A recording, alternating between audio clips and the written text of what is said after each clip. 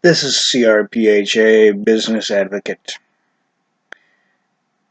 And I know a number of you know that those who watch my channel know that what I said about the CEO president of Sears-Kmart. Although I can't really say if he is actually the current CEO and president right now because of his actions. But I can say that he is the reason for the major decline. And, of course, at the same time, as I've said, is that he doesn't know jack diddle of how to operate or even run a retail company.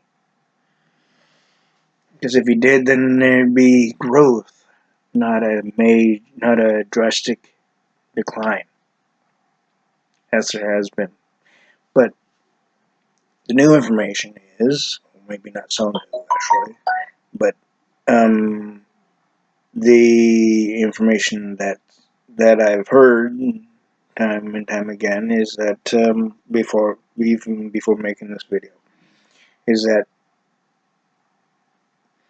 Sears is said to make a comeback. Toys R Us is said to make a comeback due to the fact that Toys R Us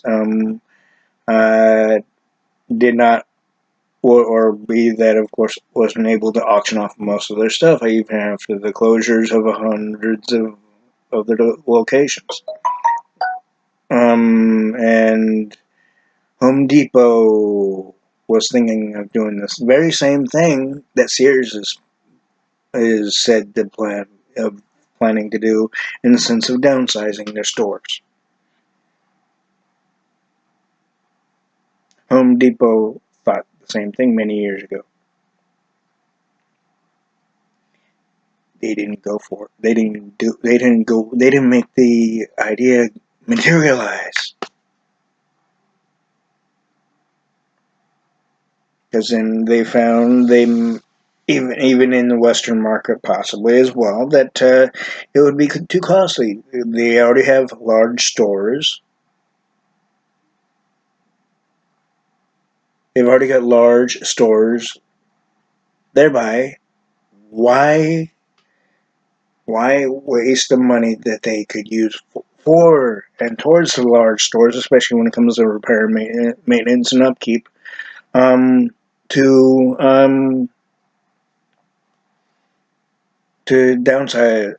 start downsizing stores and putting them in various locations, be that even new locations, and then gradually close the larger stores.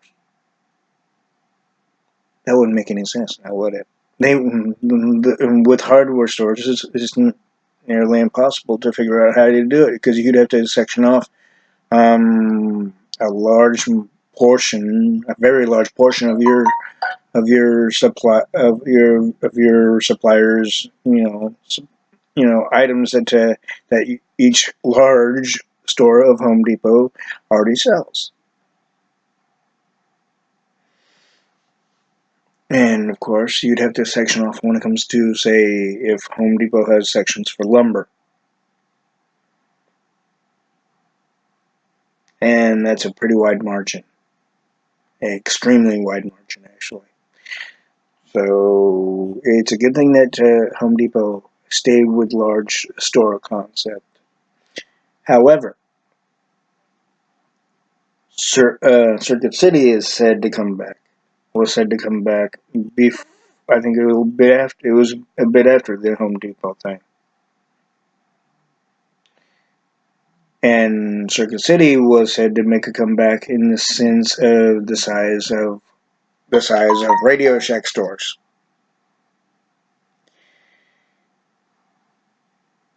But of course, this was first brought up essentially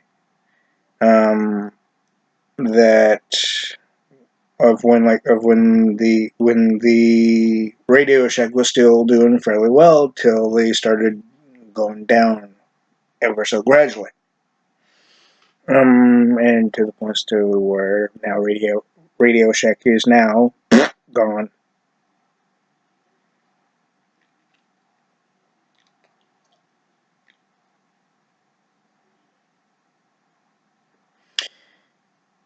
Sears was made in the concept of watches at first. This was like 1900s, possibly late 1700s. And I'm just saying possibly. And that was around the time that most of America, if not all of America, was a farmland. And the Old West setups and various others. And the founder of Sears, the main founder of Sears, before Roebuck joined in, he thought of making money of repairing watches. He went to buy a number of watches that needed repair. Learned how to repair them to where they're able to operate the way they're supposed to, especially when it came to the pocket watches, the ones with a little chain and the circular face and everything, right?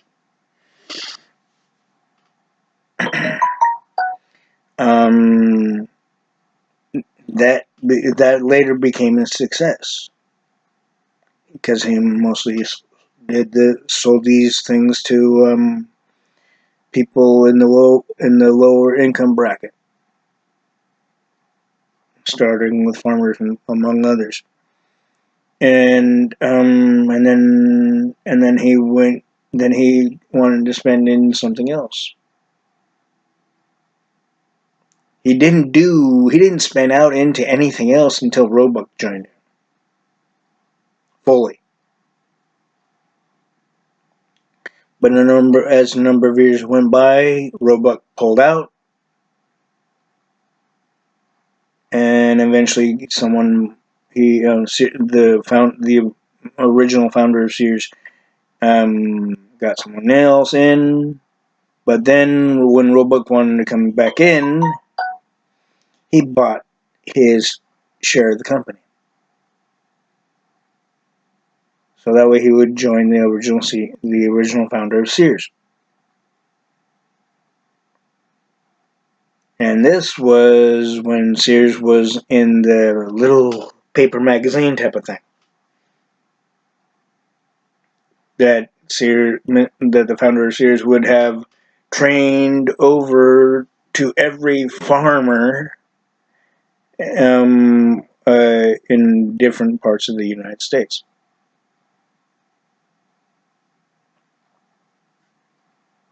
And of course, it wasn't really that wide of a margin at first, though, right? When he did that. And he knew he already had a general competitor at the time, because Montgomery Ward's started about a number of years before the founder of Sears started. Montgomery Ward's is essentially older than Sears in that respect.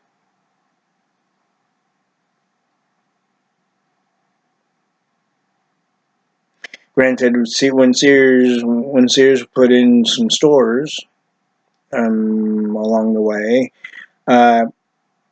that Montgomery Ward's didn't start doing that until they realized that they needed to in order to keep up with the competition, because the competition changed over the course of 15-20 years, if not less than that.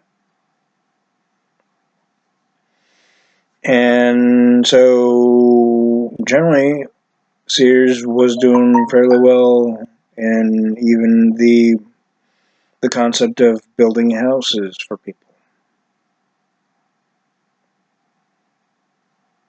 manufactured type houses.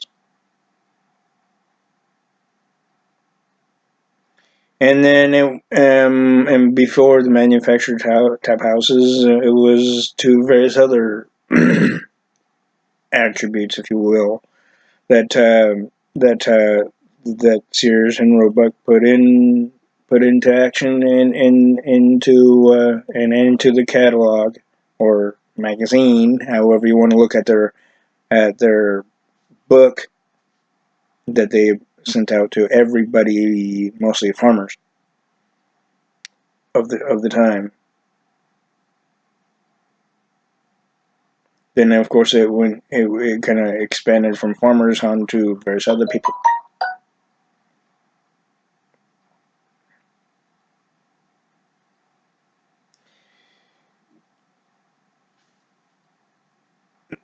Sears became big over time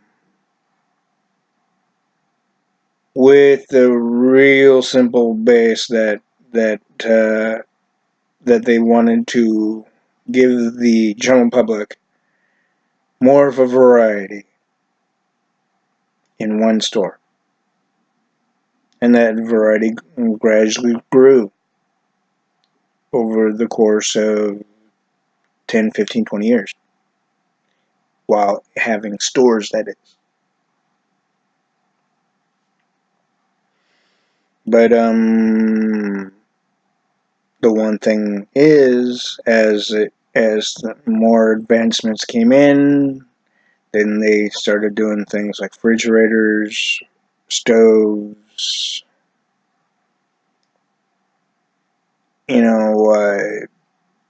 stereos, TVs, clothing, of course, mostly. Of course, clothing was already in the cycle of things when it came to Sears. And of course, eventually went up to the points of even more advancements in the tool aspect.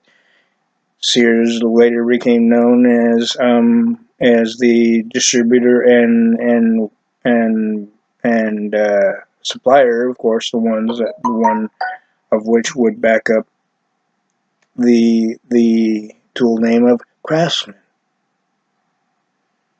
So everybody knew that if you buy a Craftsman tool or tools from Sears, you'd have practically a lifetime warranty on that particular tool or set of tools. Then, of course, they even before Kmart merged with them, and of course, reason Kmart merged with them is because Kmart was already about to go under anyway.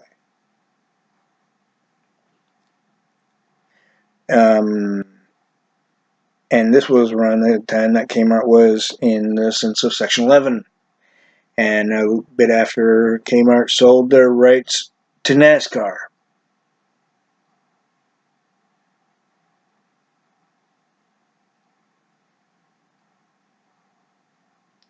So Kmart merged with Sears at some point or another. And everything to be seemed to be moderately okay, not totally.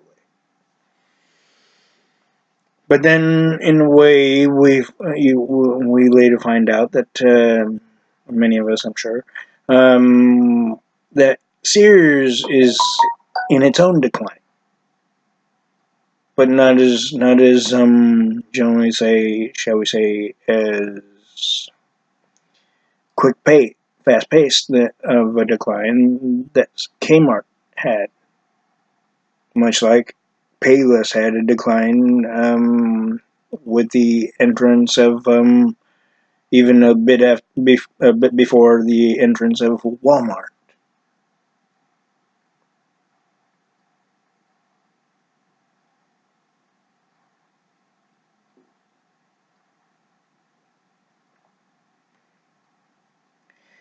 But now Sears, and it's being said that Sears is wanting to do a smaller store venue or concept. It's not going to happen. And if I'm wrong, I'll eat my words. But the general fact of it is that if Circuit City is too slow in doing their comeback to the points to where there's no materialization, of an actual store, even in a trial base of where, like for example, starting from where it originated at first, and then it gradually expand from there. Of course, it would probably expand a lot slower than it did in its beginnings, in its actual beginnings. Then why would we even go to the aspect of thinking, well, that seeing that Circuit City's not willing to do it, or the current owners of Circuit City are not willing to do it, then maybe Sears could do it because they have the money still, to a point, possibly, but they may not have the backing in stocks though.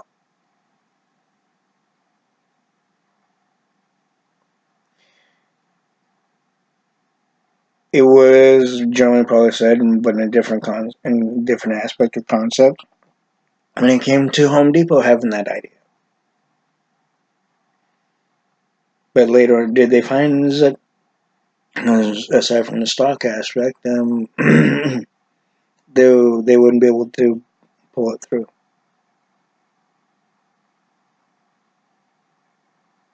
They would have been able to pull it through if they started from a very small concept store in the beginning. They would have been able to do a number of large stores and a number of smaller stores, a number of larger stores, a number of smaller stores in their beginnings. But Home Depot has gotten so big over the years that it's become non-existent of going to the smaller store concept for Home Depot.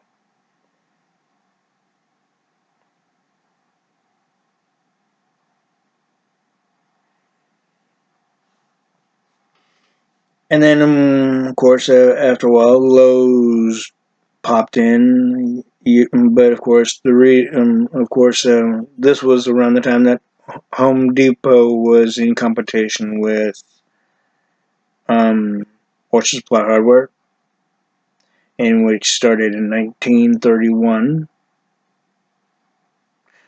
Orchard Supply Hardware, or OSH, was much like in the concept of Sears, but they were doing much more than just tools and what have you else. They were doing a lot more in the concept for farmers. And then they expanded to other things like building things and like house or maybe like sheds and later on homes and whatnot else with lumber, with the sale of lumber. Over time, that is. But but the one thing is that Home Depot later became the competitor to Orchard Supply Hardware. Orchard Supply Hardware was already known to be a more than well trusted retail. Orchard Supply Hardware started in San Jose, California. It officially started in the store base in San Jose, California. It eventually and gradually grew. From 1931 to all the way through a number of years beyond.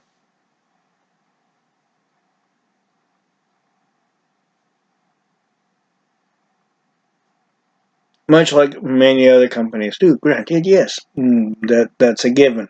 But the one thing is that each company, Sears, Montgomery Wards, Orchard Supply Hardware, Ace Hardware, started in a concept that was for its time of those who were able to afford only so much in the beginning.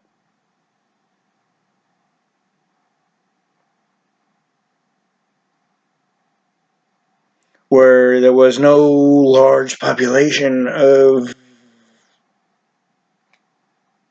buildings, people, vehicles, carriages, and such like that.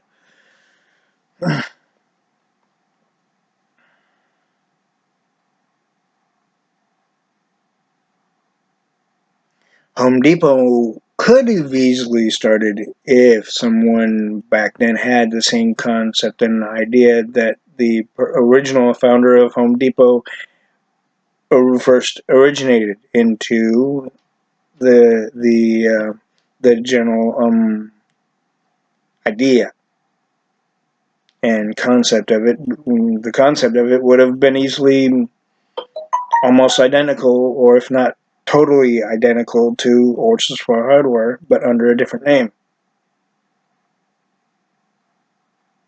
They could have, but didn't.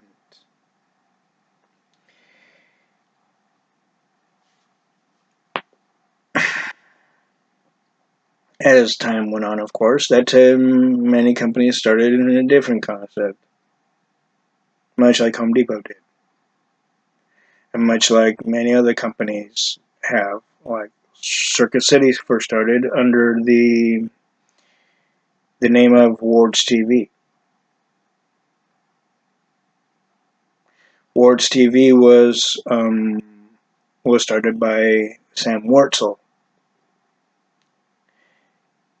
His idea was in the concept that he thought, okay, only a certain number of people were able to afford TVs. This was many years after the first invention of television sets, when radios were still the base of information, aside from music.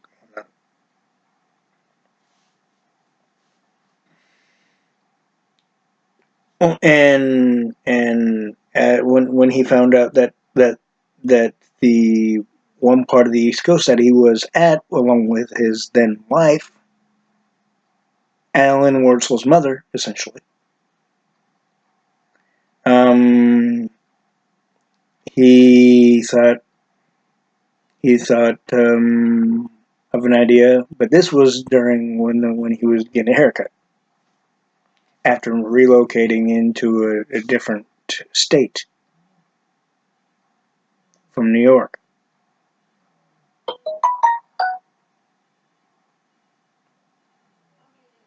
And he also was thinking, okay, there's about to be a new TV station within that same county, if not the same state, just if not alone the same state alone itself, right? Possibly a different county, whichever the case. But he had an idea. Why don't I go into the aspect of the business of selling TVs? He didn't say it outright like that, but that was the basic thought. He connected with somebody he knew that was making TVs in the aspect of uh, you know and it was under the name of Olympia at the time. This was way before Zenith, way before RCA, way before Sony, Philips, Magnavox, essentially. Way before any of those. It was Olympia. He had the concept of opening a store, which he started out. Sam Wurtzel started out in a back side of an auto garage, an empty space that they weren't using apparently. which was sufficient enough for Sam Wurtzel to start out. So he rented out that space.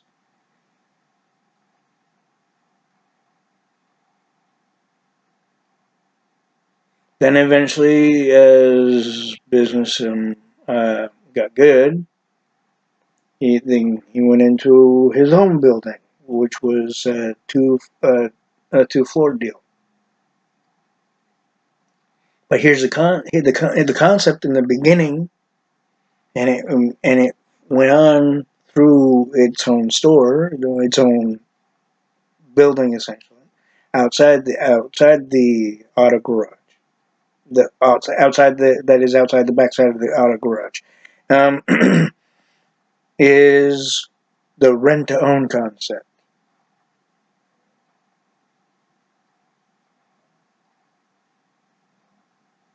He would he would bring a TV. He would have first put out ads on various TVs of Olympia mostly, um, and and then like those who wanted to try their service out in a sense, he would deliver it, signing and then do the rent to own thing aspect of like cash changing hands in that sense, um, of renting it for however many days, however many weeks. And this was mostly to the ones in the low income bracket of the of its time. And which I know there was still many of the low income population. Um, and then those who wanted to buy the TV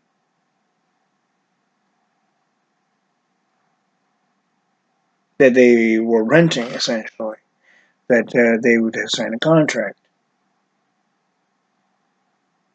of purchase among just among just paying for the TV out.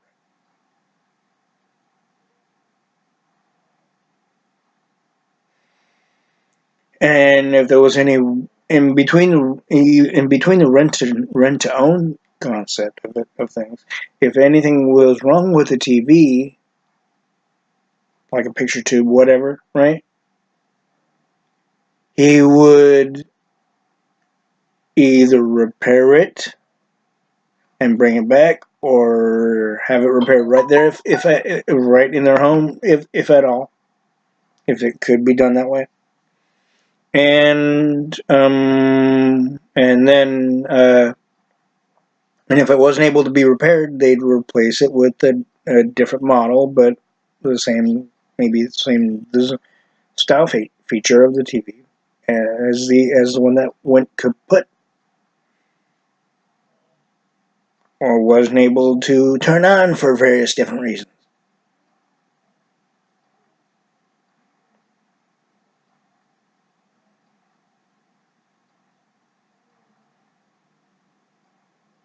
And this essentially helped the new this whole concept that he had in action at this point, was helping the TV station in that same state and county of where he relocated from New York in which was in the same state as his wife's sister. This was Sam Wurtzel's wife's sister on her side versus his side.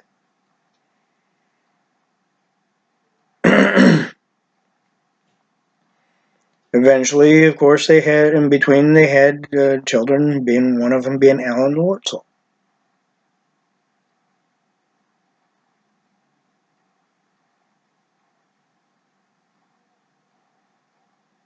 And then when Alan Wurtzel was done with school, he he essentially went into the sense of lawyer, becoming a lawyer for different different reason outside of what his father was doing. And his father was in the full concept at this point of retailing.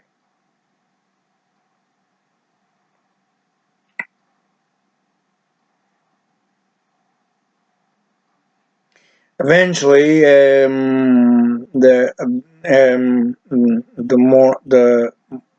more success that the store and that Sam Wurtzel was getting with the company, he asked his son, who can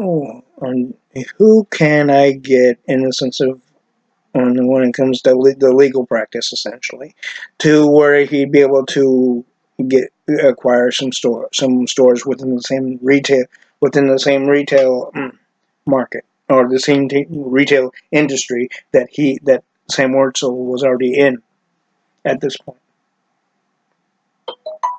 So essentially, he would acquire a number of stores to expand his company, and which would also gradually expand the concept of watching television instead of in like the high definition. But, of course, it wasn't really high definition. It was like more of the Technicolor aspect of things with other companies. And no, at least just to name a few, really. Uh, and of course, that Alan thought he'd give it a try. Little did he know that he'd end up in there. He wouldn't go into the aspect of lawyers for what his true intent was for. Where eventually Sam Wurtzel gave the company and they gave the operation of the company to Alan Wurtzel. Eventually, then as time went on, um, Alan Wurtzel and a number of his corporate execs that Sam Wurtzel gave employment to, because they became close friends of Sam in some regard or respect, what have you. That they eventually thought of the idea of changing the name because the concept was about to gradually change.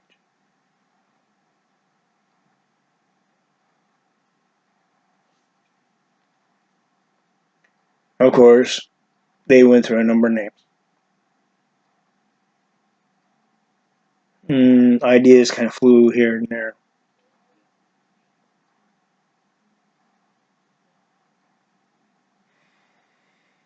Then they came across the name of Circuit City. Circuit City seemed to be the one. So they gradually opened stores under that name. And a number of the Ward stores were renamed Circuit City.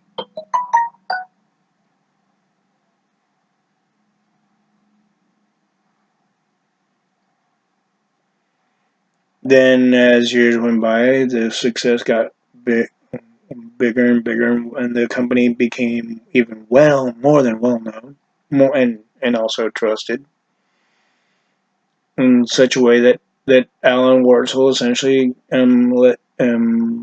hired another person when it came to the computer aspect of things, and then eventually he put the one that he hired for the computer aspect of things into where he would be the president of the company.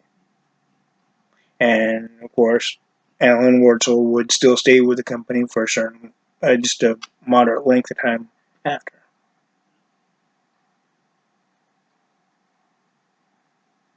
A very moderate length of time.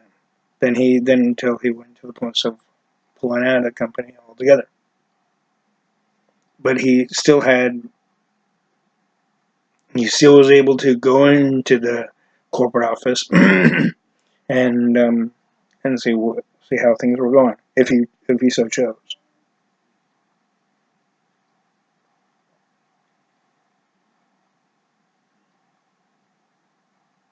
Then eventually, when with the DivX idea and the rollout of DivX is when they started going. But in between, the Circuit City was about to have a competitor known as what all of us know as Best Buy.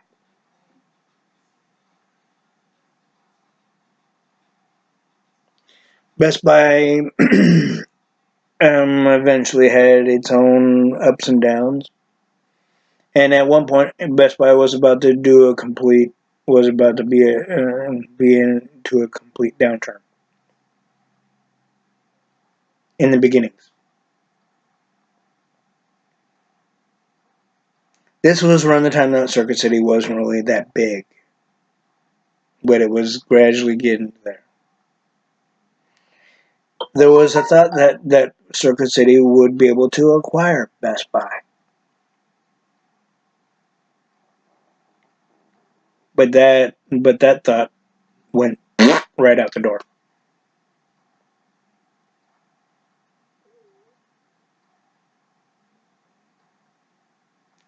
They soon paid for that indecision.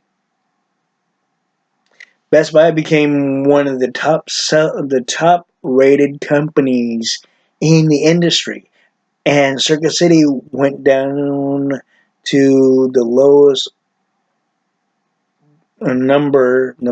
moderate number in the retail industry of electronics, among other things. So the one that Sam Wartzel thought that he would be a good fit for the president, that he brought in for when it came to the computer concept and aspect of things. The same person thought, okay, well, why don't we get rid of the stoves and refrigerators and put something else in its place?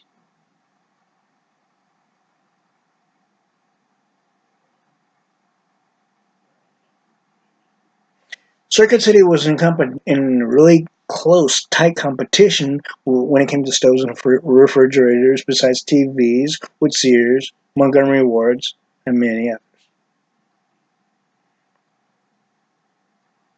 But it wasn't really well put that way. But it was at that point that Sears and Montgomery Wards and then Circuit City started going into the competition aspect of that. And while they were in the competition of that, Circuit City was practically the second top seller to the refrigerator stoves, among others. Because it was a brand new brash of a company within the industry, and everybody seemed to be going towards there because they had a moderately cheaper base of retail costs on them.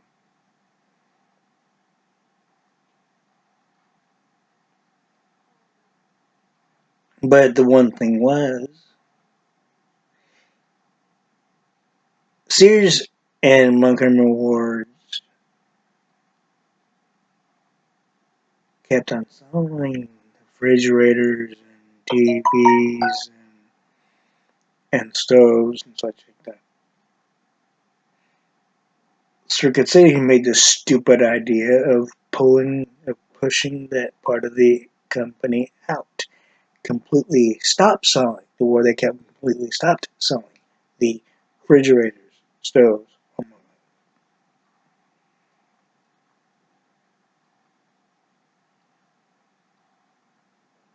It is said that Circuit City had the top income base, of sales when it came to stoves and refrigerators to start with.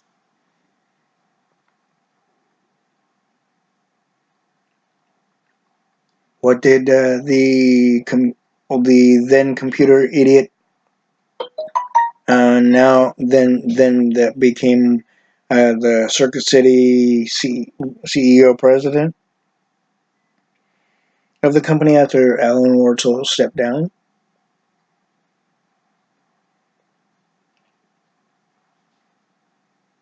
He thought, why don't we do this? And one of the ideas was Divx. That cost the company a load, practically a moderately large load of money to roll it through.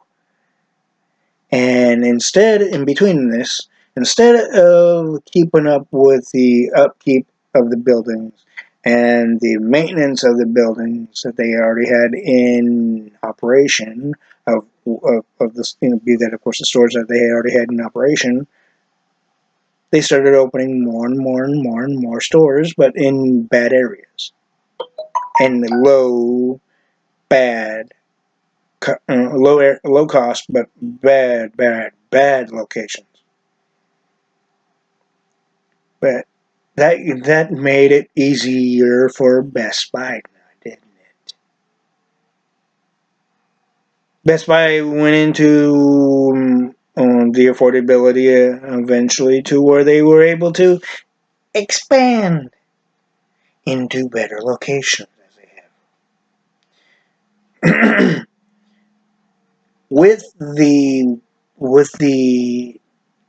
indecision that Circuit City had to acquire Best Buy, that would have wiped Best Buy off the market.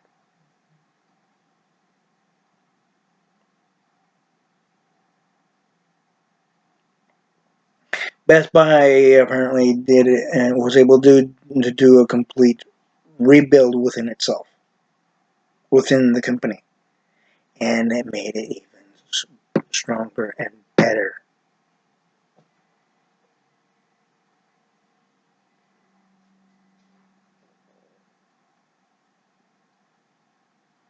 So much so that the sales of Best Buy more than exceeded Circuit City's sales.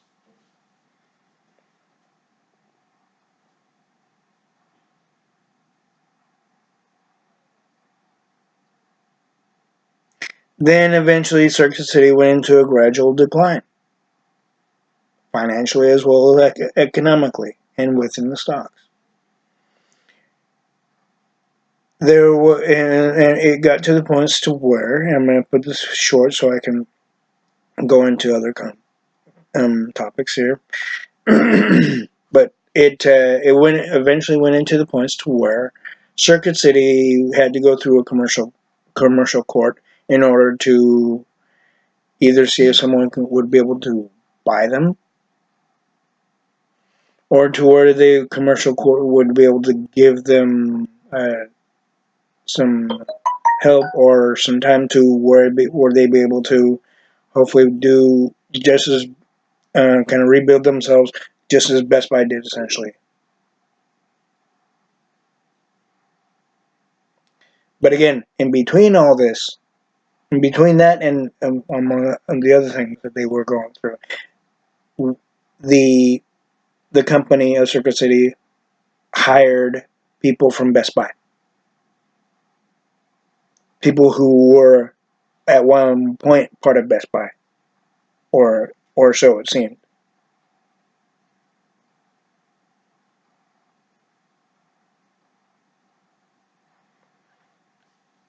They thought they pretty much grasped at anything that they can get to just to stay afloat, much like Payless did, but in a different way. And what have you.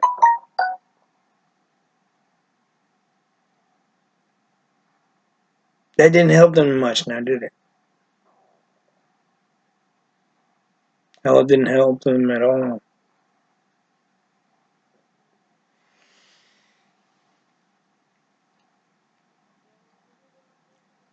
Circuit City essentially went to more than a gradual decline as time went on, and it was a no go in the decision of the commercialized court when Circuit City was going in full reign, or at least partial or moderate full reign of Section 11.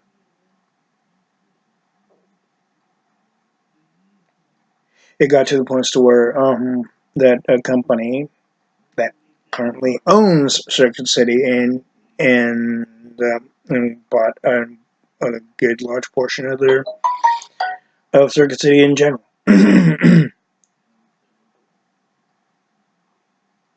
which meant a large number of people who lost their jobs, even though a number of people along the way were pink slipped.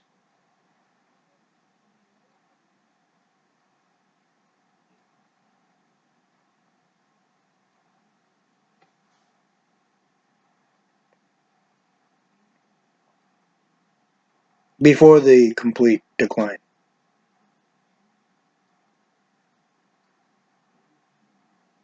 But then, a number of years later, as I said earlier, it said that Circuit City is planning to make a comeback, or at least the company that owns Circuit City is planning to make it to where Circuit City makes a comeback, but in the size of the circuits of the Radio Shack size stores.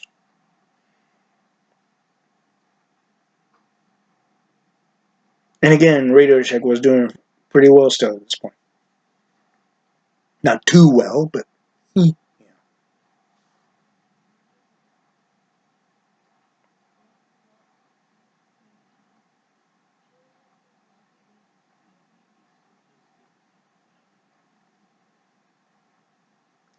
not one part of it materialized, even as Radio Shack gradually made a decline of its own.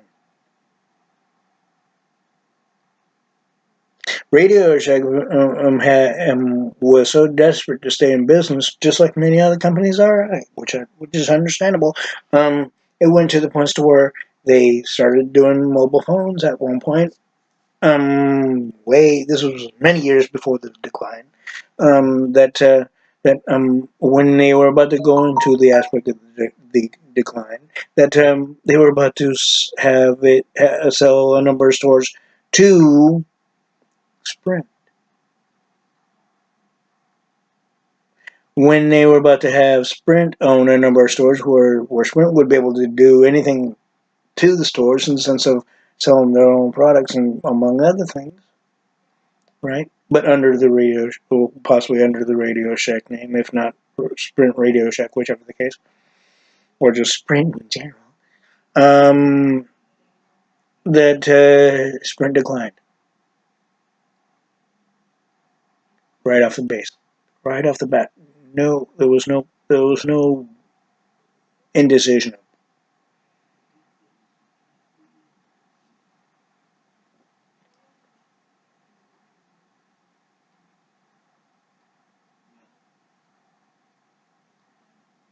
That didn't really help. And that didn't really help Radio Shack at all.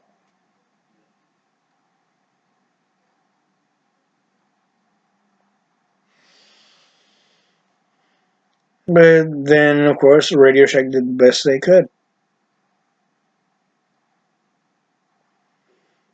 But do know that Radio Shack started in the electronic aspect of when it came to components and various other things to start with.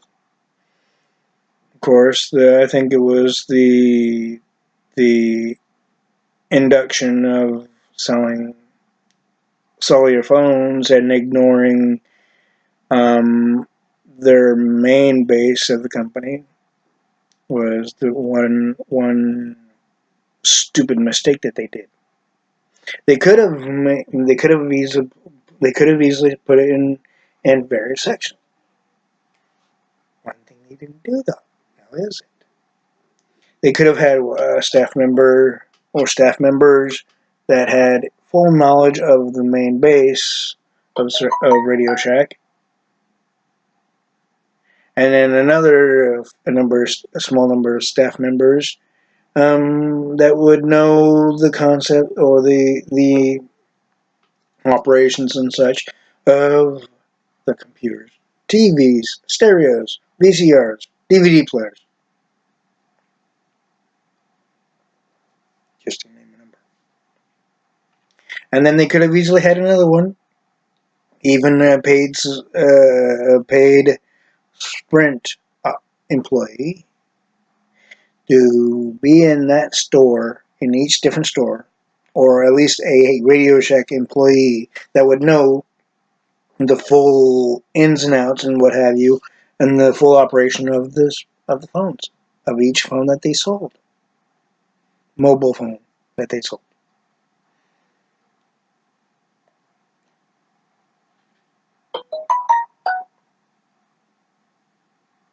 They didn't do that, now did they? They could have done it in such a way that they were even for its time had enough revenue to do so. If they had enough revenue to introduce the mobile phones into their itemized sales, they could have done that. But they'd have to make sure they'd have enough backing to do that, among other things. They didn't, now did they? But yet they wanted their employees that they had to only focus on what they figured would be the top sellers, and ignore what made Radio Shack of what they were. But if someone wanted it, then just let them decide, or only so much, if not so little of.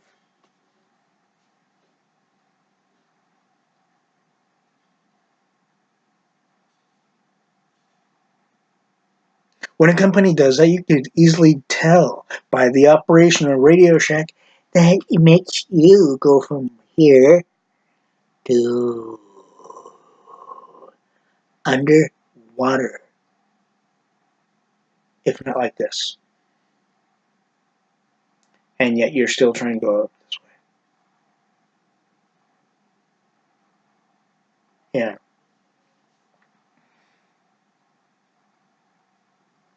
Radio Shack screwed itself in that aspect. Even by the update of their look of their sign, which they did way more than prematurely.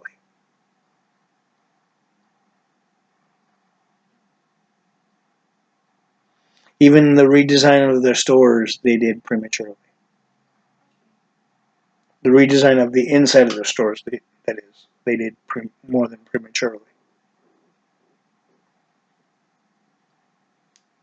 To generally what's known to be keep up with the time.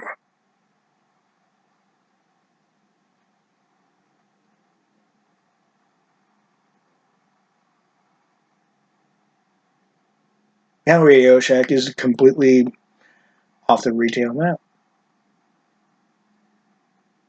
Circuit City was off the retail map, but of course they had before the decline of Circuit City though, they had the idea of expanding into the automobile aspect of things, known to be CarMax.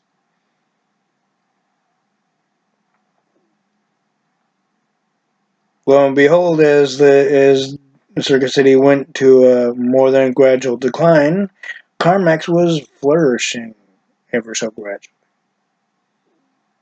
They only made one location. That one location spanned to several locations gradually. Be there, of course, a number of locations started following.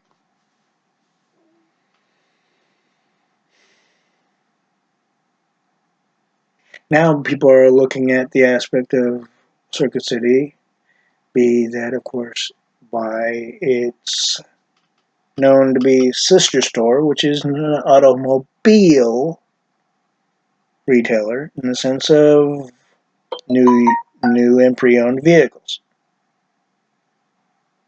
outside the concept of electronics completely.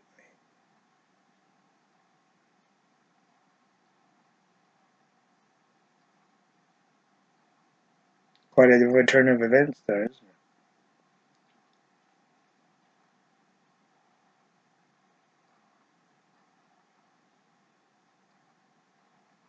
it? Much after the complete um, decline and belly up aspect of Circuit City, CarMax was acting like nothing was affecting them even after. Nothing really, they didn't really pay attention too much after a while to Circuit City. Even though it was the execs of Circuit City that made CarMax possible.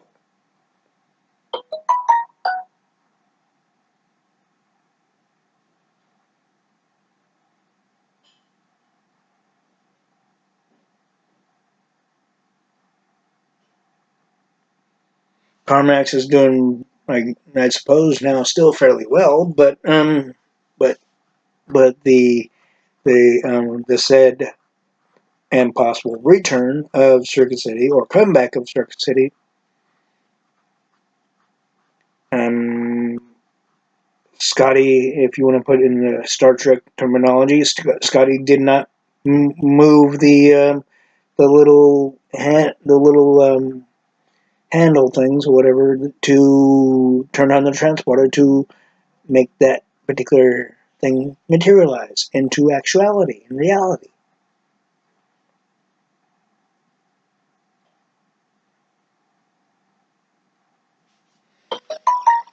He didn't, and also he didn't do that when it came to the the general aspect of the return of Toys R Us.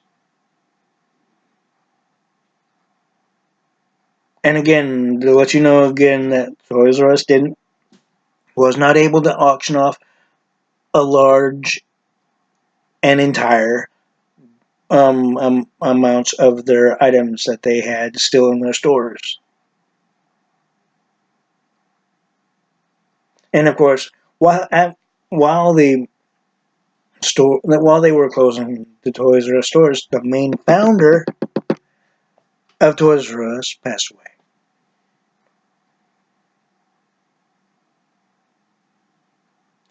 Here's a little history of Toys R Us, though. Toys R Us didn't start as a toy store all in its beginnings, much like other stores do, though.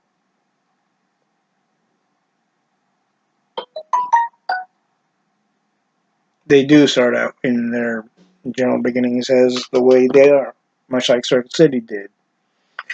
Um, Outside of the after of the name change of wards, essentially, from wards to Circuit City, essentially. The founder of what we know to be Toys R Us, still, even though Toys R Us is no longer, that he started in the children's furniture aspect of things. I'm talking cribs, changing tables, and eventually baby toys, children toys, essentially, of age appropriation of, of the toys, anyway. And then, as when it came to the percentage of sales, he found that the toys sales did much better and way better than the furniture did. And as that kept on happening, he thought, well, maybe he should try to go into the toy business. And lo and behold, he did, and it came a more than a major success. And of course, along the way, the company eventually went back into the baby cribs, strollers, clothing,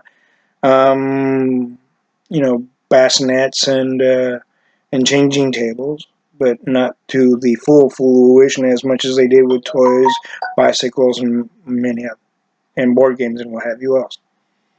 And then eventually went into video games, among other things.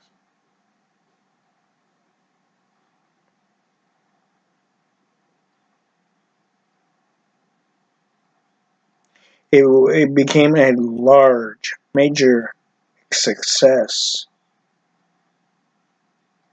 Kids of our generation, to start with, had the joyful experience of being into that surrounding, right? Then the children of the 1980s that were born in the 1980s had the same thing.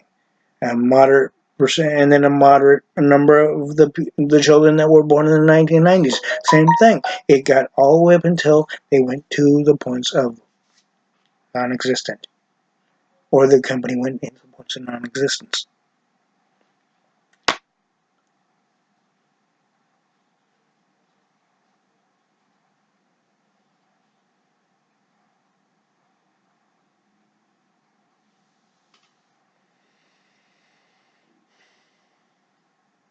Now the children of this era, much like the era that it started to be a complete downturn, didn't really get to have the full same experience, which is sad.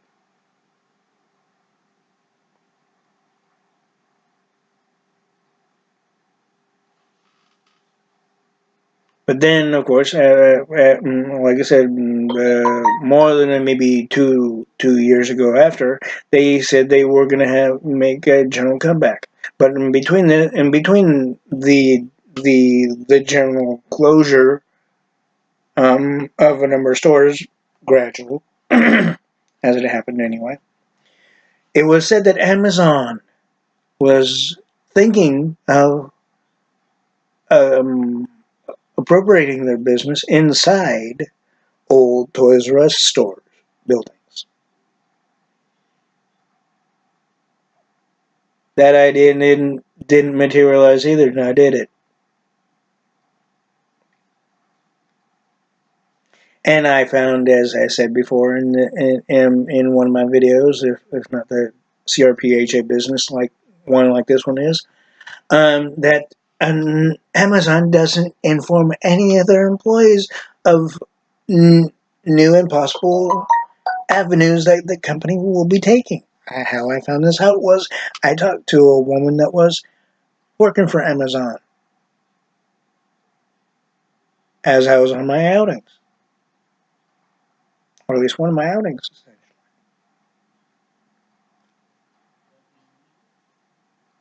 This happened a number of months ago. I was surprised, actually, to be honest. Why would a company not inform their employees, new, moderate, mid, or what have you, the general employees at that point in time, why wouldn't they inform them of a new possibility, a new possible avenue that the company might be taking or could be taking, depending?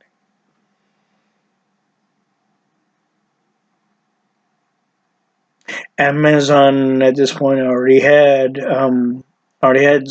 factory stores in various locations that were in a area almost close to the points of having saying that they were in the middle of nowhere practically. And I'm just saying maybe a certain number of them may have gotten to that point. like a secret location type of setup.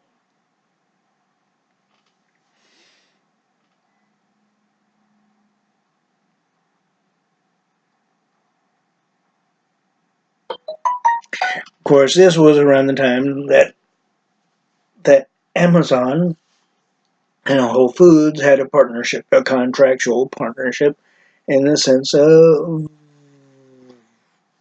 operation of sorts, that where Whole Foods is able to do the delivery aspect. Although I'm not going to say that Whole Foods wouldn't be able to do it without Amazon.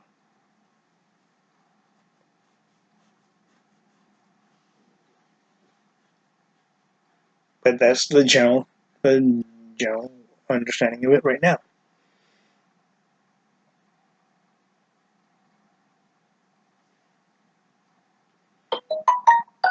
The one thing now, Toys R Us hasn't materialized in a general comeback.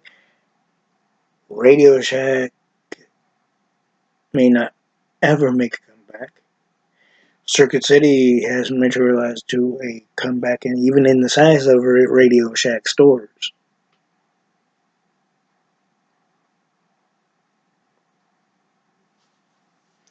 One thing. The concept of Sears downsizing itself. That's not going to happen. It could have happened a lot more easier actually, if and when Sears was generally in the top success aspect of the way they were before, well, with their larger stores before the gradual decline, even before Kmart put themselves in the partnership with Sears Roebuck. But do know this though, when even though after a while Sears stopped doing the lifetime warranty, and that was a stupid idea. This was a stupid idea. They stopped doing the lifetime warranty when it came to Craftsman tools.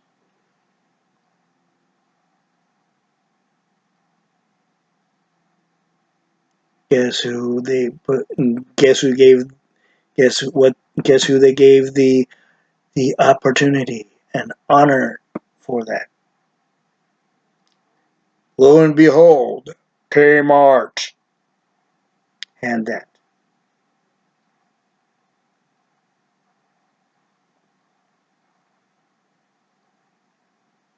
That didn't really help Kmart in any way, though. Now did it?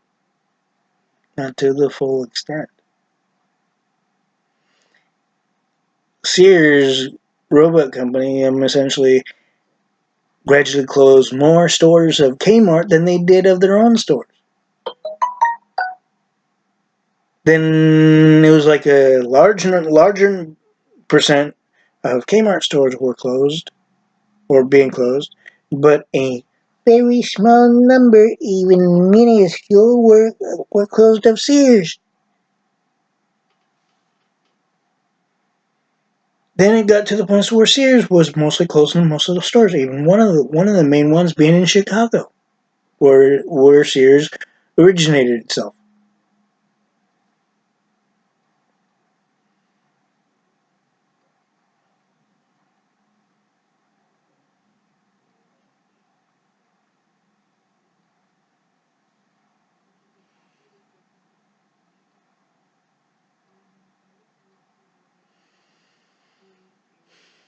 And now Sears, it's still being said that Sears, as I said earlier, Sears is planning to downsize itself in the comeback. Bit more than a bit too late for that. Although I know a number of stores have tried to make a comeback, like for example, Lucky's.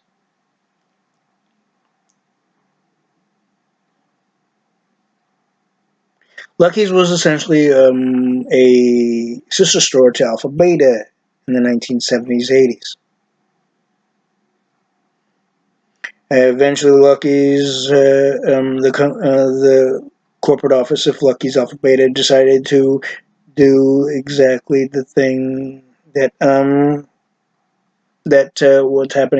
was happening to Sears several years after, where they decided to close Alpha Beta stores and keep all the Lucky stores open.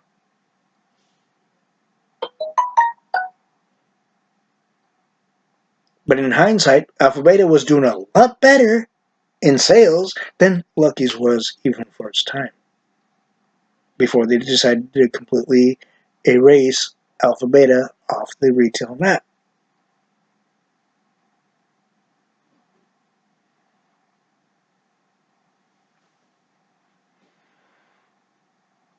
That made it a little easier for Safeway in the long run. Lucky's wasn't doing so well against Safeway. They weren't even when Albertsons merged with Safeway. I mean with Lucky's actually.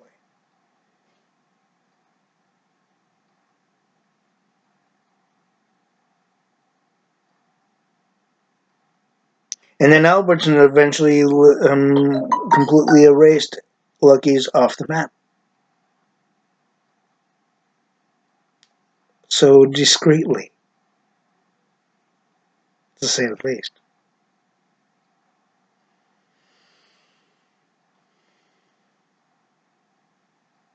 Then eventually, Albertsons found them that they had to close a good number of their stores, which gradually became Save Mart stores.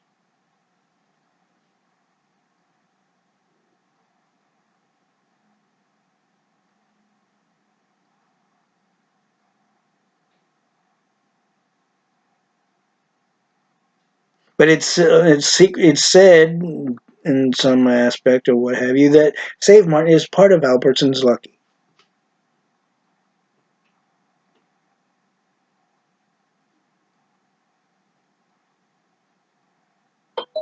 Lucky's screwed themselves at some point, didn't they? And this was several years before Albertsons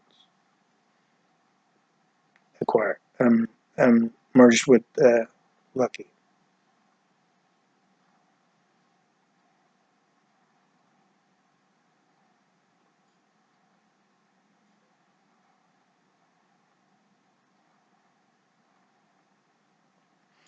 If, the way I kind of figure it though, if Albertsons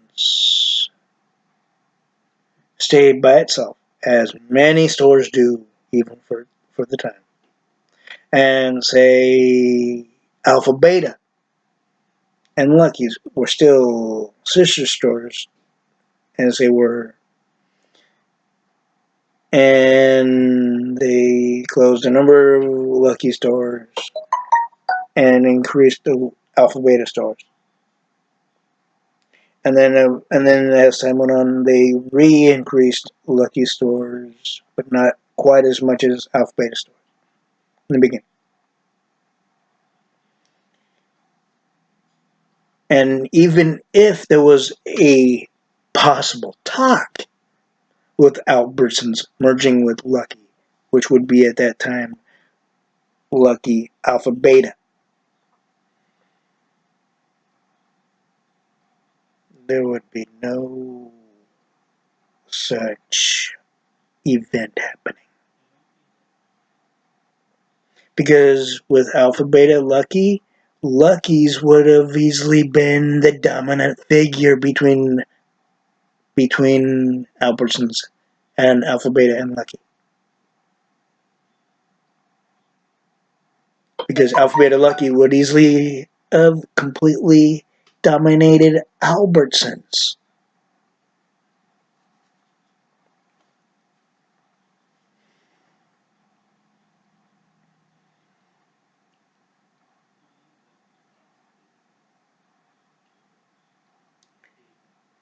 But now, Lucky's is practically non-existent still, even though there's still probably a number of stores in the comeback venue.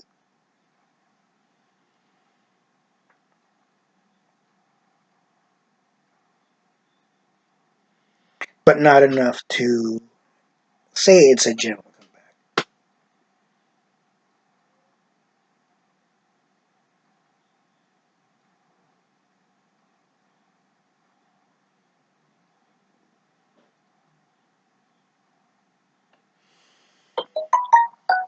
So you could say Lucky's screwed itself more than extremely.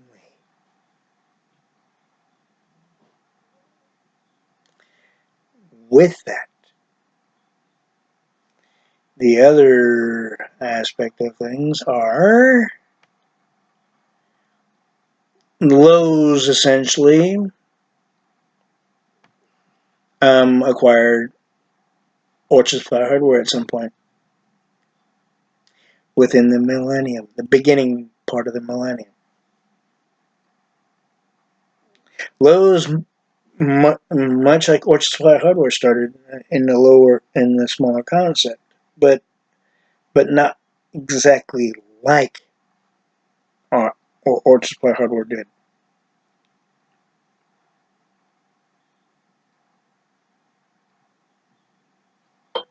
Not really much like even like Home Depot started out.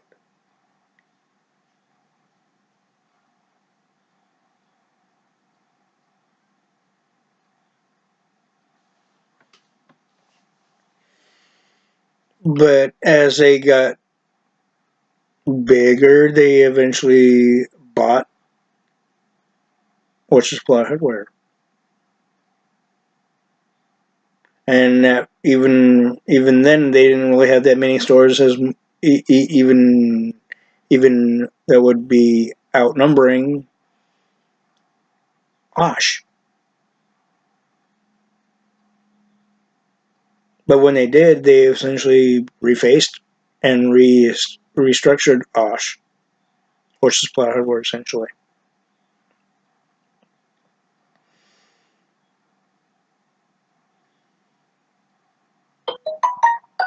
The stupid thing that they did was, seeing that they knew that Orchard Supply Hardware was a well-known, well-trusted hardware supply retailer, and also when it came to plants and various other things, and plumbing and what have you, just like Ace is interested in that aspect as well. What did they do? What do you think I'm about to say?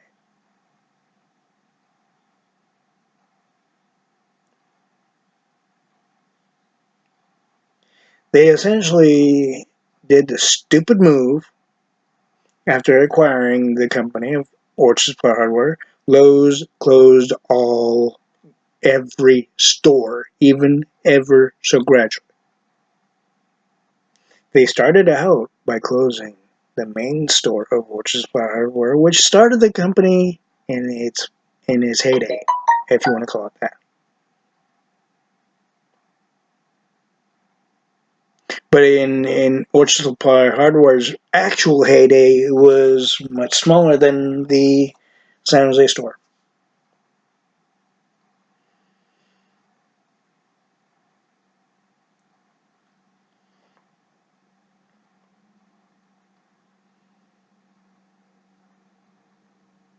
But nonetheless, when they did close the San Jose store, then they kept the rest of the stores open for a certain length of time, then gradually closed them, even so secretly, until it got to the point where the news media, even the Fox Business News, got wind of it, to the point where practically Lowe's completely wiped clean of the retail market, of the hardware retail market, when it came to Orchard Supply Hardware.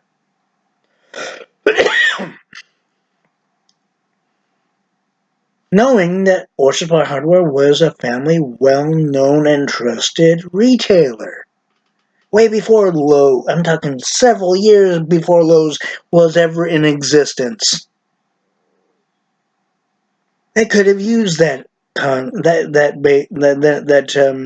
general aspect of things to better both companies, but to better both stores, even better than they were. But before they did this, Lowe's had a decline of its own, not only in sales, not only in foot traffic, not only in other aspects outside of Home Depot.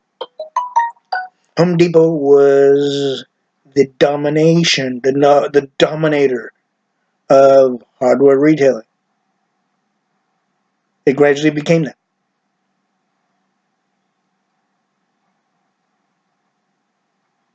Then Lowe's um, essentially apparently thought that if we acquired one hardware retailer, we might do much better.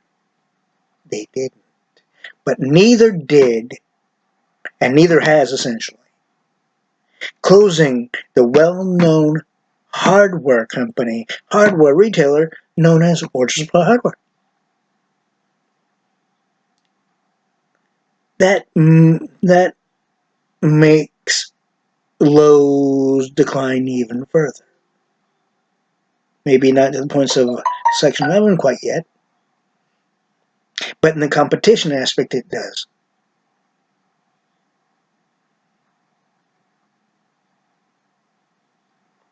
Ace is not really seeing itself in the competition aspect between the larger retailers of Lowe's, Home Depot, and what was then Home Base. When Home Base was out as a hardware retailer in some respect.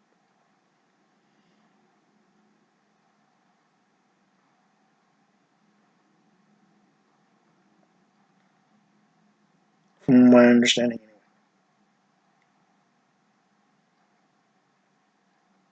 Then, of course, in between all this, that Ace closed a certain number of their stores, a small number.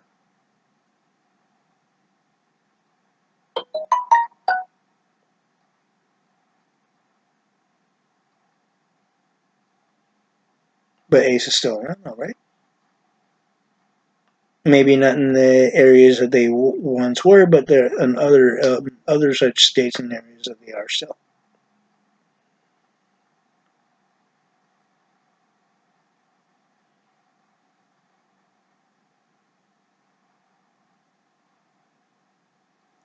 But in the same aspect, it could easily be said that Ace doesn't see them in the same competition aspect as Lowe's and Home Depot.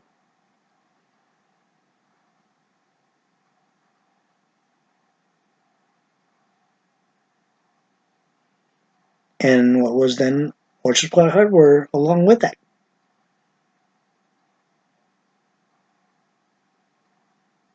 Lowe's could have easily put an equal percentage of money in as they did for Lowe's, its own company, as well and its own stores, as well as they could have easily done the same thing for the company they acquired, known as the well-known and well-trusted family orient, the family trusted essentially of Orchard Supply Hardware. If they did that, and with the upkeep of each store, even with the re-symbolization of Orchard Supply Hardware's signage, and the structures were different than they were, say, in the 1970s and whatnot, for Orchard Supply Hardware anyway. They could have easily made it to where the more they paid attention to the two stores, gradual, even though different names, they could have easily gradually surpassed Home Depot. And they could have easily done it in such a way that Home Depot had no recollection. Because they would be paying attention to Lowe's. Home Depot would be paying attention to Lowe's, and here comes Orchard Supply Hardware, right? right alongside Lowe's, and right beyond Home Depot. And then a gradual second would be Lowe's. Because at that point, Home Depot would pay attention to the one that surpassed them, which would be Orchard Supply Hardware.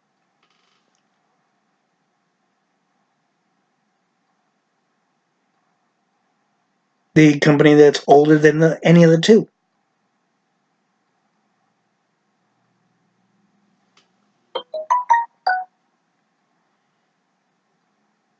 Lowe's, you really screwed yourself up. It may not be seen right now, but it will. I guarantee. I'm not going to say when, because projections of in various companies change, even in stocks, among other things, and sales, and what have you else.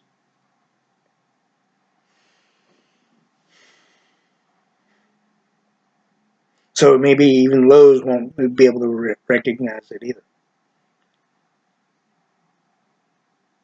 when it happens, or even when it's about to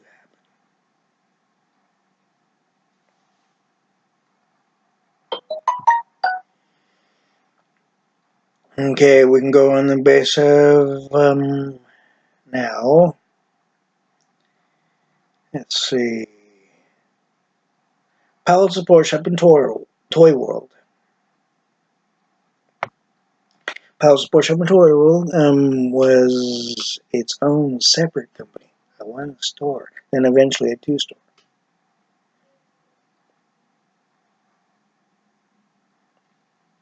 Being the meaning of the two store aspect of it wasn't a two store concept of sports, like guns, fishing, and all that, right? And ammo, and a secondary of it. It was the guns, fishing, ammo, what have you, and toy concept. The toy concept was in Fremont, California.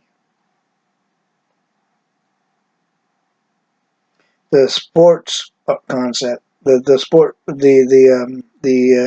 sporting concept of hunting equipment, among other things, was in Palo Alto, California. Starting from was still known as Town and Country Village on Emerson and El Camino in Palo Alto, California. And then eventually went over to its own building, and a 2-floor building in University between University and Hamilton in Palo Alto. While even though with the store was facing the street of Waverly. The company started in 1930. It was a family-owned and operated store.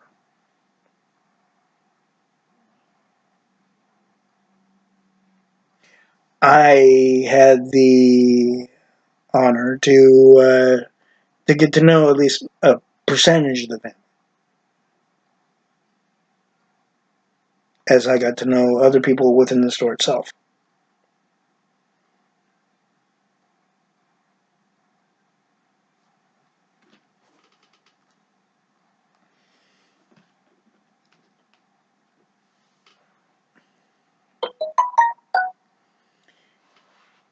It later was where that that the toy store concept of the company had to close that location.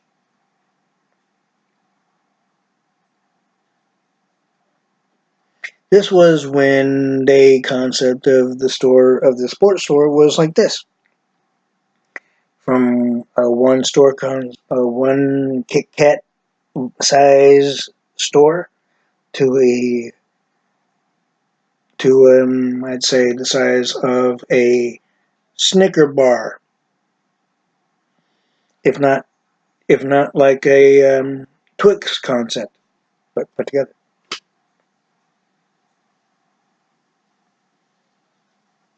If you picture it in a scale model, and pretty fairly small at that. Then eventually it went. By the time we got up to the points of the full building, the full bottom building, which essentially helped expand the top part of the office section of it, right? It became like a Mr. Goodbar, seriously.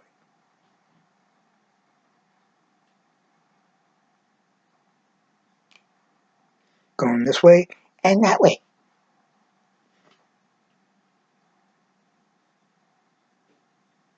Eventually, um, it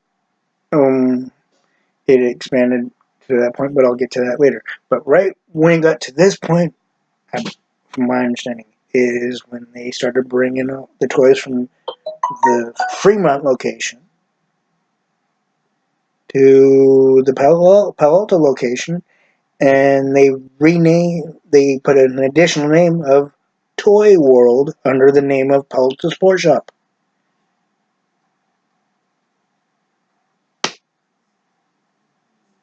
In the Palo Alto location, right next door to your so-called friendly neighborhood prolific oven,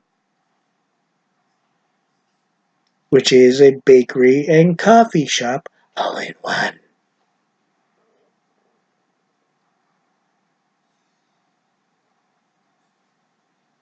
And a gradual eatery in its own right as well. Next door to the Palo Alto Sports Shop in Toy World.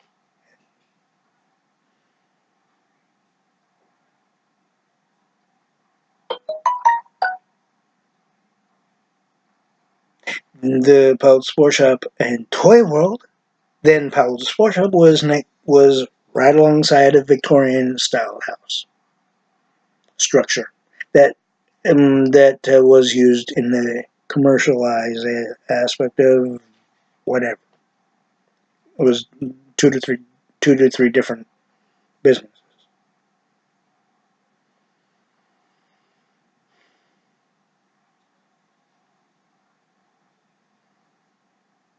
if not just two. And the company of Bell Sports Shop and Tour was doing really well, kind of fairly well at first. Then it, then the, then it, it exceeded itself eventually. So much so that they were able to put a secondary section of the retailing upstairs on the second floor, alongside the office. The office was in the front. The secondary part of the retailing was right here, and it went like an L shape. Essentially, the L shape started from the far end of the back part of the store, all the way across this way, and then up this way. As far as the quadruple set of fitting rooms, two on one side, two on the other. Then it went to the stairway alongside the office door.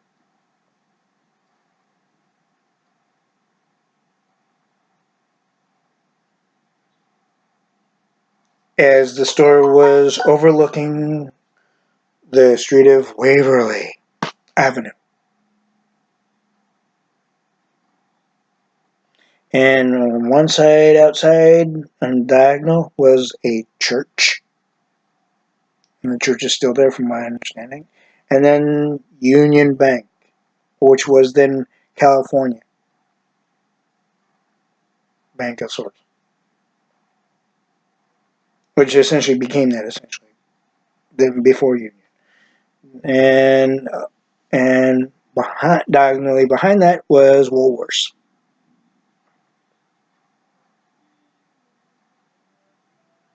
That later became Long's Drugstore, which is now CVS Pharmacy.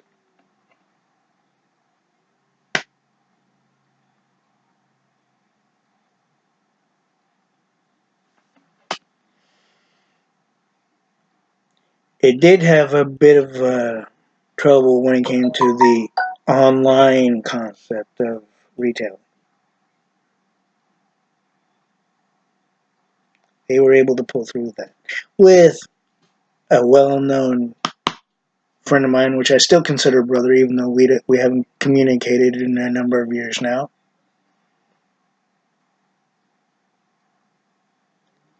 His name, I'm not going to say because I respect him. Unless he says I can, I will on the next one. In the mention of the Paladin Sports Shop. But I will mention the owners were the Hoffacker family. I'm not going to tell you their names. Just know that they're Hoffacker family.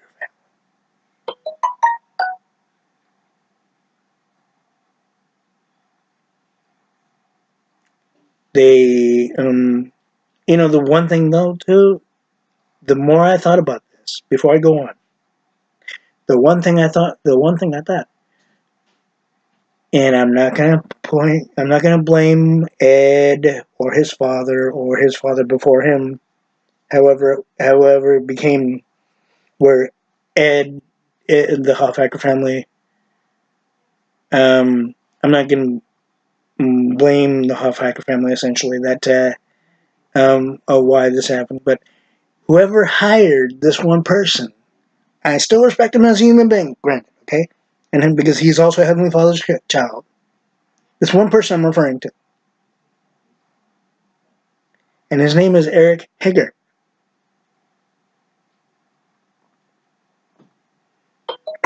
Whoever decided to put him in the aspect of managerial, it may have been okay for the time, but as times became tougher and tougher and tougher, and they still kept him in the same seat, then eventually he worked alongside my close friend and brother, who I consider a brother, but he's of course not logically my biological brother, but I still consider him a close friend and brother still. He worked alongside him essentially, and he made veritable good decisions, veritable bad decisions, and to complete utter stupid decisions, which eventually one of the members of the Hoffacker family laid into him about. And I'm sure he's laid into him about a number of other ones that he's made bad decisions of.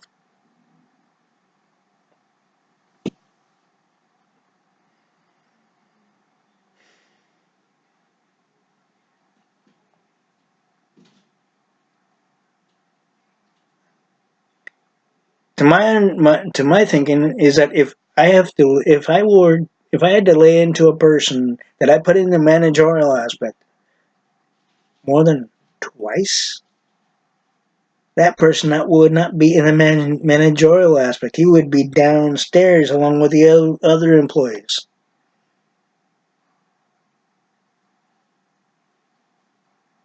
And he would remain as such until he learns the real true concept of the time of doing business, to extend the business elongation to where they would be able to expand to other stores like they did in the 1980s when they only started with really 2 stores.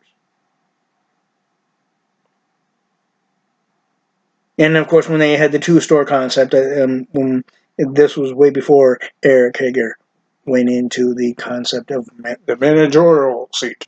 Next to, again, eventually that became next to my close friend and brother. Again, close friend, be that who I consider a brother, was sitting right here, and Eric, see, my close friend and brother was sitting right over here, and Eric Hager was facing this way. He was facing this way.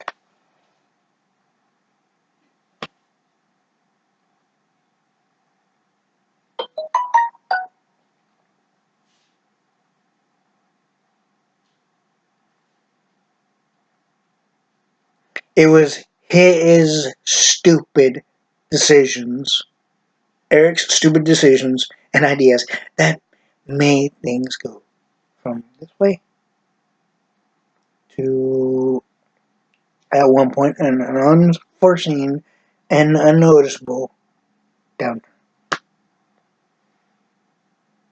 Now, Palace Blushing Total is just as Lucky's and just like Mervin's and just like Alpha Beta is non-existent.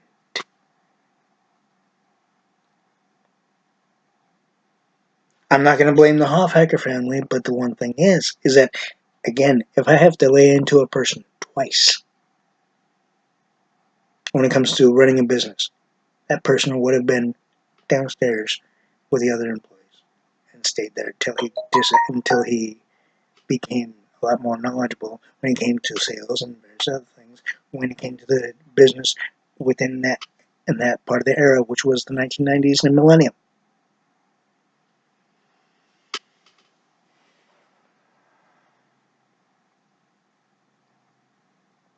But that didn't happen. Again, no blame to the Hofhacker family. If I get jumped on by a number of people who I know that worked for the company as well, so be it. I can handle it. But I'm not gonna tell things that are not a load of shit.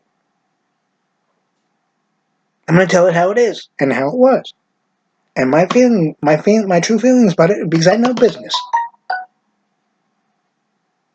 Yeah, if I was given the company as my friend, my close friend again and brother was about to have the company handed over to him along with the idiot Eric Hager in the partnership aspect. Let's put it this way: I would not have kept him in that managerial aspect of things.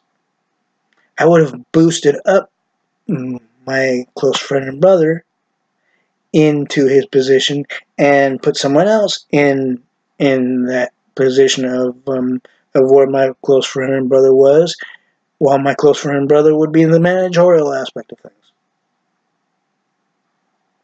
And if I were to keep the person known as Eric Hager in the company, he would be downstairs.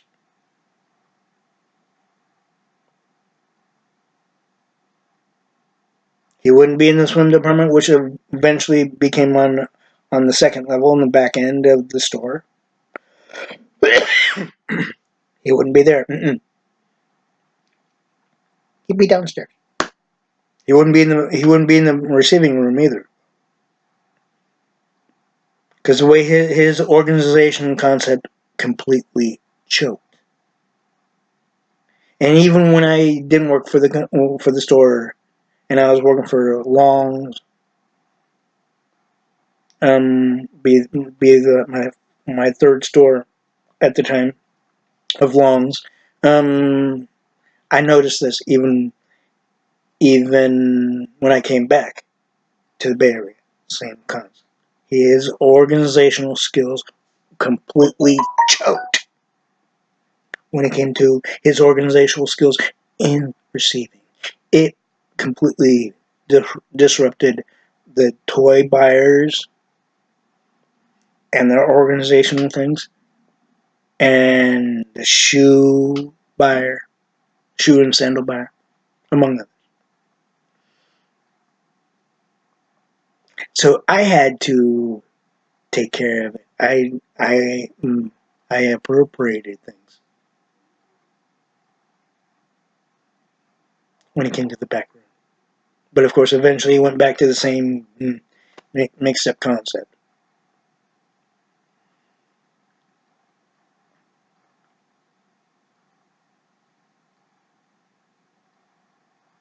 When they expanded to the point of a warehouse, however, they were doing pretty well because they were affiliated with Google and their delivery system and Google's delivery system essentially, much like other companies began to be as time went.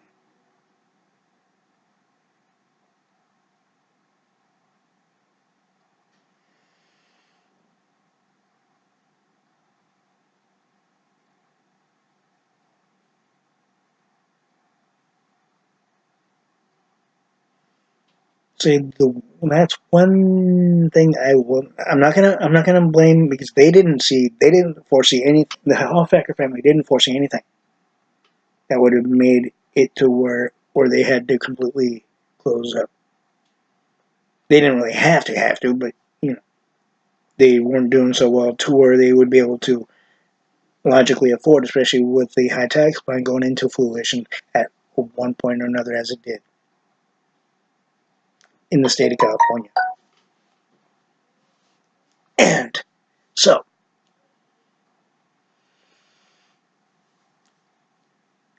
what is your thought?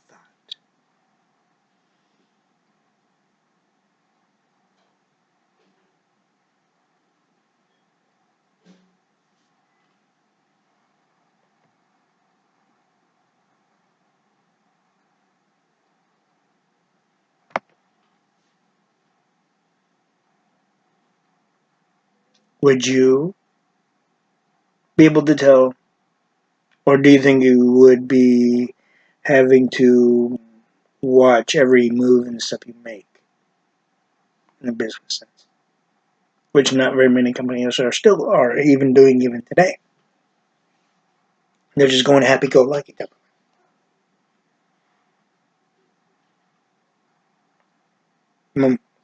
Much like Walmart store. Right, here's a new one. Here's another one.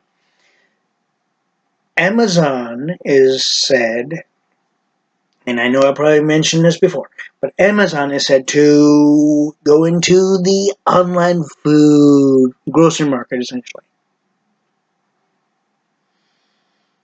The only logical way they would be able to go into that is if they separated themselves from Whole Foods.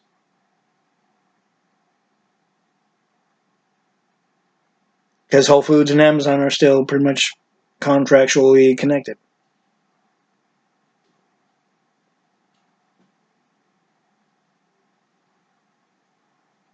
This would easily put Albertsons in a very, very, very, very tight spot in the retail market. Even if they have a delivery service of their own for their own stores, like Safeway and Whole Foods and any number of stores are probably already do as well. Besides, maybe even Vaughn's due to Safeway has it. So generally, that's why I'm saying that Albertsons should leave Safeway the way it is, and because Safeway's doing can easily do even better as they have been even before Albertsons. And Albertsons pay attention to their own stores after they disattach themselves from Safeway, to where Safeway's still around.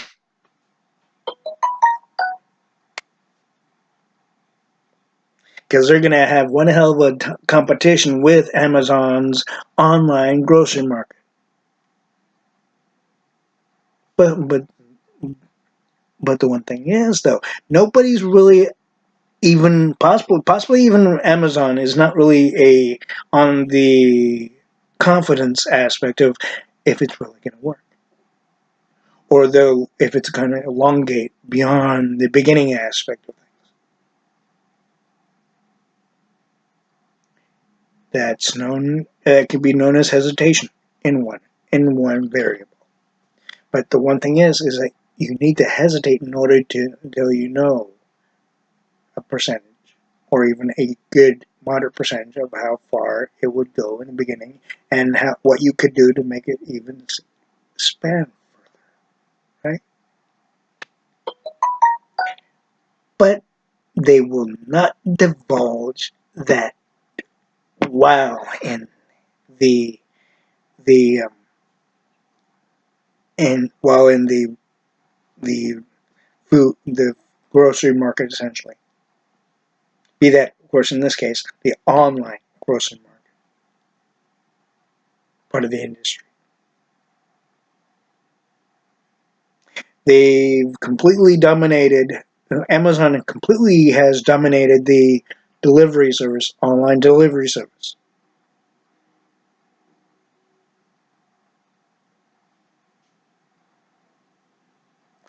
They've completely dominated other aspects of the online business of the retailing.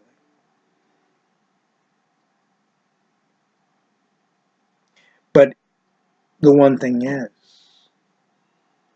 this one particular idea that they are planning to do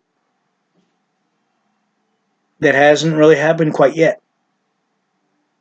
in doing an online grocery market setup. Any any false move, any even to the slightest, can screw their whole entire their whole entire base of operation. Even for the concept of retailing that they've been pretty popular and pretty famous and pretty dominant on.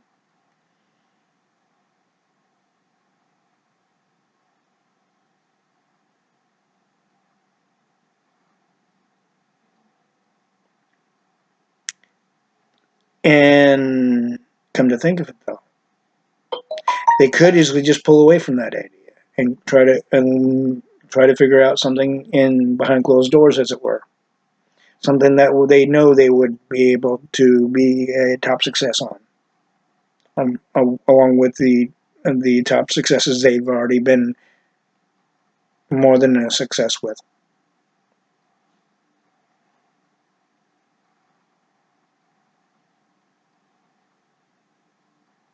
Even if they have already found their trusted contractual suppliers for when they do, or gradually put in the concept of the grocery market industry, the online grocery market industry.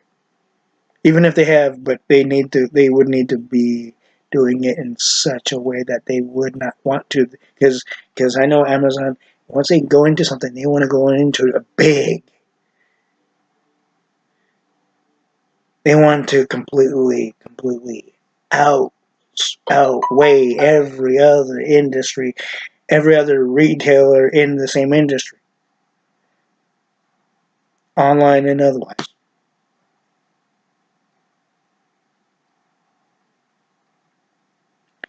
Amazon needs to realize you can't always do that. You may have been able to do it in such a way or in such a manner that it was unforeseen to other retailers within those industries, the commercial industries essentially. But you cannot always expect it to be the same way in the new fangled or newly found idea of, in this case, the grocery market industry. Meaning your stocks could be even on a moderate positive level, but yet your complete structure within the company can be completely screwed up, which basically eventually would make your stock go.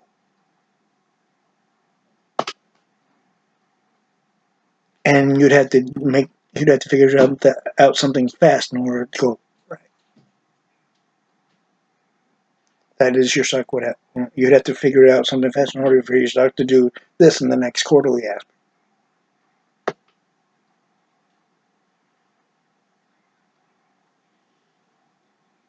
See, not very many people that I know and that know me know that I know these things. And among the other things that I've said, even in the C.R.P.H.A. Business Advocate, among other C.R.P.H.A. videos I've done.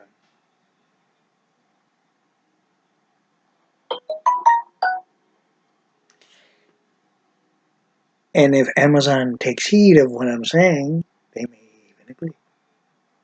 Or if they ignore and go on what they feel is right, they completely could easily make themselves go completely more than belly up.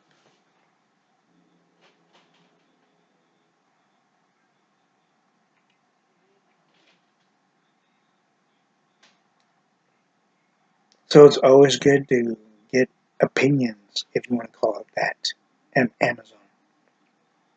But if you really think about what I said and what I said about other companies,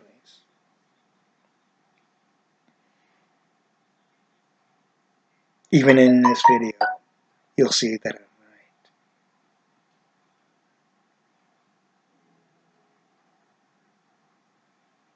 Or in your case, he's onto something.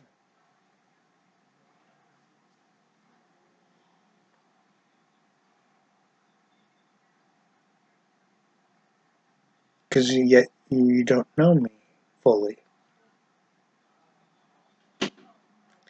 So now, what are your thoughts?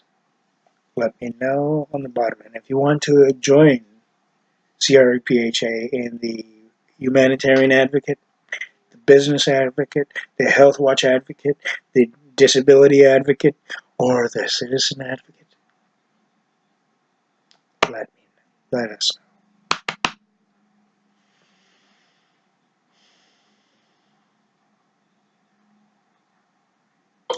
If you want me to discuss anything else when it comes to the concept of business, also comment in the bottom.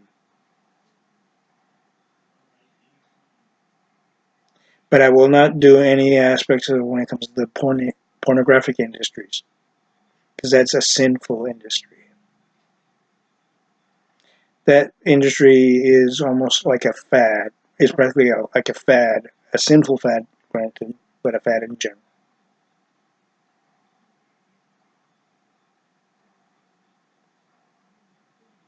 Any industry within the same industry, or possibly industry that I did not mention? Because I can tell you that the video industry is pretty more than non-existent outside of Netflix and outside of Redbox and outside of YouTube. YouTube TV, it seems to be a good concept for YouTube.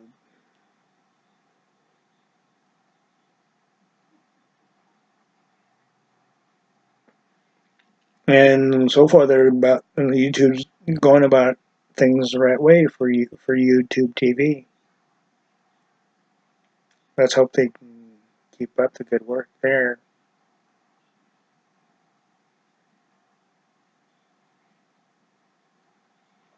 And maybe they would,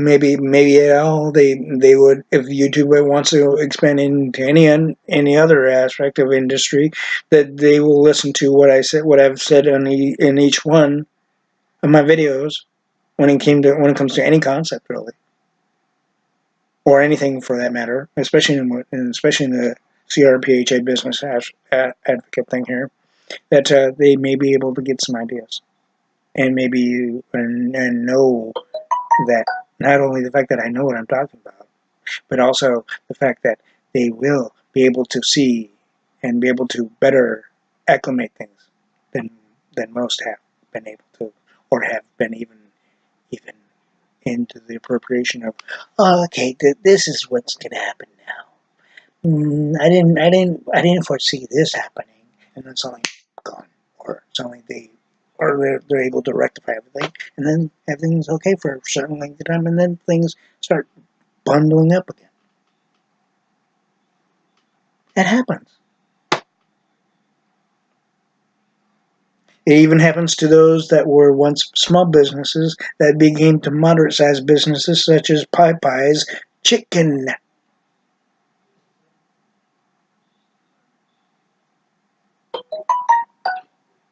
In which I still say Popeye's Chicken is doing the unhealthy concept of preparing their food and making their food. When it comes to fried, because nobody likes fried things all the time. In fact, if you have too much fried things, it's unhealthy.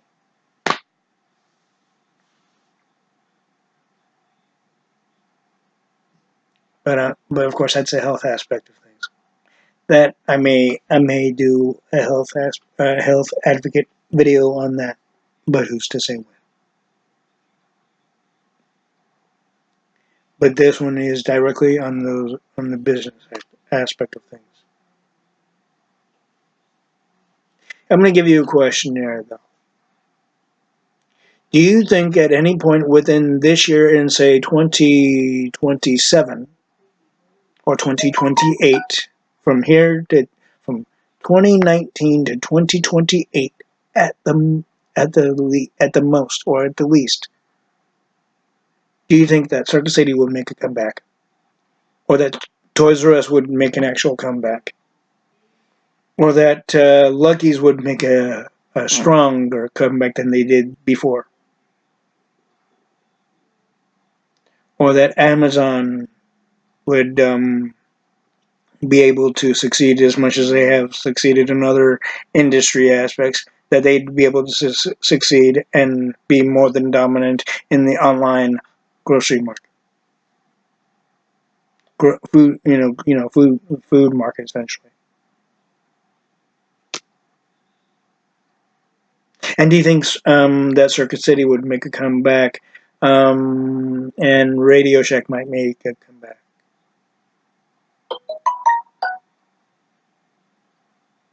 There's no foreseen thing that Mervin's would make a comeback. There's no foreseen thing that even KB toy stores and Payless shoe stores would make a comeback at any given point, even if it was to be said as such.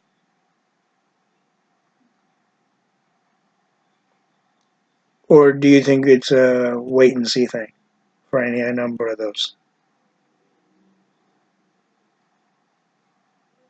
Think about it.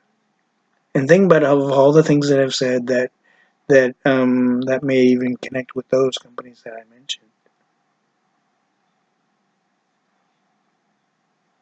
And what your concept and thoughts are on those outcomes and the possibilities of such, among with the other things that I said about the other companies that are still in existence currently.